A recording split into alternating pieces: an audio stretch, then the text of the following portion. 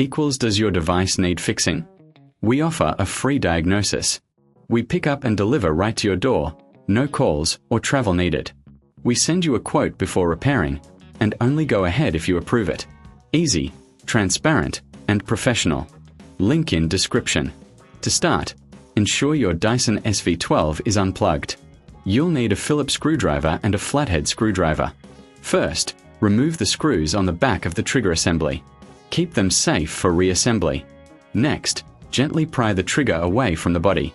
Be careful not to damage any internal components.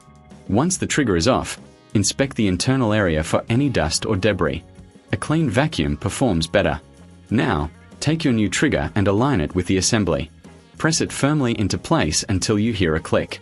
Reinsert the screws you removed earlier, ensuring they're tight but not overdone. This will secure the trigger properly. If you're unsure about the process, remember, you can always get a professional diagnosis without obligation. We offer pickup and delivery at your home, so no calls, no travel.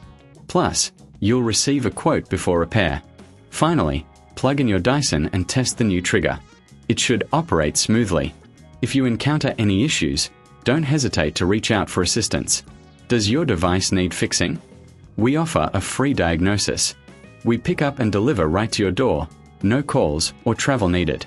We send you a quote before repairing, and only go ahead if you approve it. Easy, transparent, and professional.